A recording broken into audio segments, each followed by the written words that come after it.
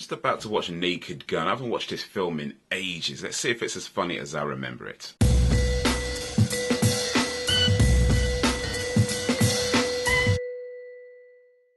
It held up pretty well. You know, some jokes held up a bit better than others, but it held up pretty well overall. Still a pretty funny film considering, I mean, it's more than 25 years old at this point. So yeah, it held up pretty well. I think the last time I saw it was probably about 10, maybe 15 years ago. I'm not really sure, but it's a good while ago at least. And, but yeah, still a funny film. It is 3:36 in the AM. Not slept a wink all night. One of those nights where you can't sleep for, who knows, reasons, I guess, I don't know. Anyway, so, since I can't sleep, I'm gonna try and do something productive. Alright, so my attempt to do something productive ended up with me just watching videos on YouTube. But to be fair, my voice, man, damn. To be fair, you know, because I post videos on YouTube myself regular, it is kind of, you know, a productive thing to keep up with what people are doing on YouTube. So I did a little piano practice. But yeah, I watched quite a few videos on YouTube. Watching Lily Singh's video, her latest vlog on sluts, which is quite an interesting video. Check that out if you haven't already. It's a pretty cool, interesting topic that she raised. Anyway, so plans for today. I'm gonna try. The plan for today is to try and record at least 2 videos. One for the piano channel, do an update there, and one for the main channel. But that video I may not put live till later in the week. But I do want to try and I want to record it today, just so I've done it ahead of time, but maybe not put it live to the end of the week. But we'll see how that goes. And yeah, that's the plan so far. So yeah, it's Sunday. It is sunny outside, which is, you know, we get some sun in London, in merry old England. Not a lot, especially in the summer. We always get a lot of sun, but it's sunny outside, so that's nice. Anyway, yeah, enjoy the sun if you got sun. If you don't, then oh well. Happy Independence Day to my American friends. Well, except for the natives, because, you know, you guys are still waiting. Also, happy Republic Day for people in the Philippines, and happy Liberation Day for people in Rwanda. Yeah, I do my research. Alright, so I've been thinking about call-out culture. You know, when people call stuff out for being silly, stupid, or just wrong, or whatever. And, you know, that's something that exists on YouTube as much as it exists just anywhere in the world. And that's all well and good, you know, when people are doing stupid things, it should be called out. You know, somebody should say something because, well, you know, somebody's got to say something stupid. And that's not really the problem that I have, because in the day it's expression. Now, of course, you could argue that the way it's done is not always the best way, or that, you know, it could be more constructive, or that it strays more from calling people out to just trying to embarrass people or trying to make people look stupid. And those are all valid points of discussion, and certainly points of, say, improvement, if you will, if you wanted to go down that route. But that's not really what I'm trying to talk about. But it's just more that the call-outs themselves, because as much as it's cool to call things out for being stupid, I do feel like we spend too much time calling out stupid things, or things that are wrong, or things that are, you know, whatever, and not enough time talking about the good things in the world. And especially lately, since Britain's left the EU, or rather since it's been voted.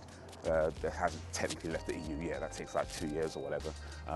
But since, you know, the votes come through that British public voted to leave the EU, there's been a lot of talk about, you know, people being racist in the streets, people being violent in the streets, people this in the streets. And, you know, if you were an alien or just somebody that didn't really know about anything going on, and you just saw that, you'd probably think that, you know, London is just full of violent yobbos and criminals and hooligans and whatever, which, you know, of course those people exist, you know, I'm not going to deny that, but it's certainly not all of London. It's certainly not even a majority of London. You know, there's a lot of cool things in it, a lot of cool people, a lot of nice people, a lot of, you know, things that go well, but we don't really talk about it. You know, we don't really do enough to talk about it. And I'm guilty of this myself. I know that I don't always point out the cool things that are happening, and I sometimes maybe focus too much on the negative stuff as well. So I'm not trying to exempt myself from that whole thing.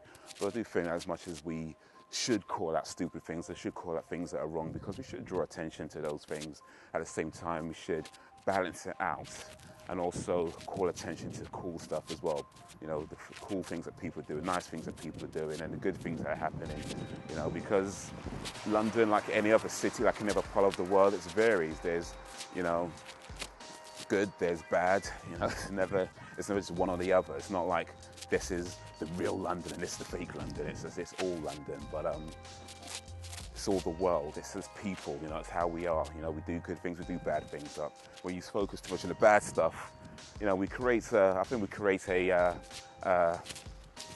incorrect perception of ourselves when we do that. So yeah, maybe try and balance it out a bit more and talk about the cool stuff as well. Alright, so I started playing God of War 3 on Chaos difficulty, which is the highest difficulty setting. I've already beaten it on Titan, which is the second highest. And Titan, you know, was quite challenging. But Chaos, of course, is a lot more difficult, and it is a lot more difficult. But I started playing just recently in the last couple of days, and after dying multiple times, multiple times on the first real boss or mid-boss, multiple times of dying and starting over again and dying and starting again. You know what I realized? There's actually no trophy for beating God of War 3 on its highest difficulty setting. And I thought, wait a minute, that's a bit awkward. I mean, it's not the only game to do that, of course. There's lots of other games, I'm sure, and I've come across a few. But still, no trophy for beating the game at its highest difficulty. So it kind of made me take a step back and like, okay, do I really want to put all that effort in for no reward at the end? And I guess the reward is, you know, you did it or whatever, bragging rights and, you know, whatever. But I don't know. It just seems like I like trophies and I like getting them. So, But anyway, there's other things you can do to get trophies. I don't have the platinum on that game yet, so there's other things one can do. But yeah, they're also quite difficult as well. So we'll see. We'll see how those go. So that's going to be my question for the day. So trophies, game trophies, achievements, stuff like that. Now, what do you think of them? Because on one hand, they're not the reason you play the game. You play the game because you enjoy the game, because you like the game, and you know, that sort of stuff, right? But then I'm not ready to call trophies meaningless like some people do. I don't think they're meaningless. I think, you know, they do offer a interesting and nice and something cool addition to the game itself. But should that be, like, if you don't get a trophy for something, does that mean that you don't do that thing that you're trying to do, or do you still do it? You know, I guess it just depends on whether you think it's still worthwhile or not, and that sort of stuff. But anyway, what do you think? Do you think trophies are meaningless, or do you think, you know, they're cool, or do you think that a game should always offer, especially when it comes to playing a game on its highest difficulty, do you think a game should always offer trophies for completing on its highest difficulty? I think it should. I think all games should have a trophy for completing it on its highest difficulty. But let me know what you think of that. All right then. Peace. Put money into it, and the people who take the money don't actually produce anything. Vika Goes Wild clearly is somebody who actually fulfills on their promise.